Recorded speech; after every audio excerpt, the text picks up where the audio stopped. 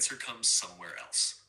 Whenever I return to Slovakia, there's one place I always visit, the cemetery where my grandfather rests. I do not go there out of habit. I go there for a moment of silence. I stop, take a breath, and quietly say thank you for the life that traveled through generations until it reached me.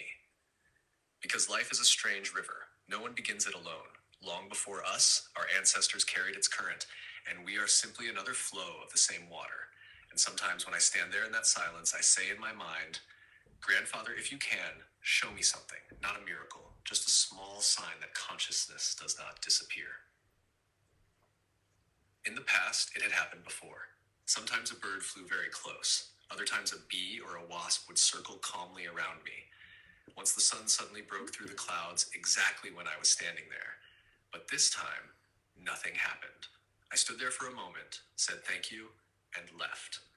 On the way back, I told my mother, today feels strange. It's as if no answer came. But consciousness often answers in ways we do not expect. Not always where the question is asked. Sometimes later, when events begin to assemble themselves like a quiet puzzle. After we returned home, the phone rang. Friends of my parents were staying at their cottage in the mountains and invited us to visit. I offered to drive, but at that exact moment, one of the car lights stopped working.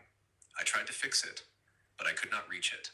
And just then, our neighbor arrived. He looked at it and said, "You have to reach it from underneath the car." He helped me replace the bulb, and suddenly the problem was solved.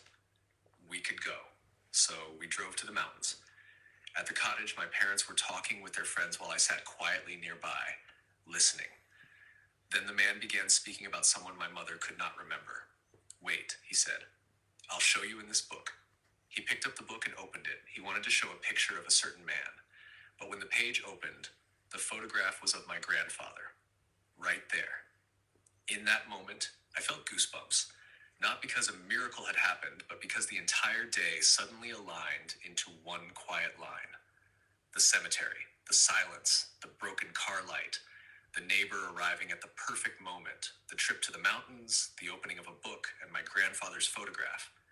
If someone looks at this only through the lens of coincidence, they might say it's just chance. But from the perspective of consciousness, things can look different. Consciousness does not always communicate through words. Sometimes it communicates through synchronizations, through subtle alignments of events that meet at the exact moment we are ready to notice them. It is not proof. It is more like a reminder that the field of consciousness we all live within is larger than our everyday explanations, and that the people we once loved do not disappear completely. Their voice may become quiet, but their presence remains within the field of life, in our memory, in our feeling, and sometimes in strange little moments that appear exactly when we need them. And in that moment, another realization comes. Maybe I did not receive the answer at the cemetery, but the answer did come. Just a few hours later, exactly in the way consciousness seems to prefer, quietly, gently, and perfectly timed.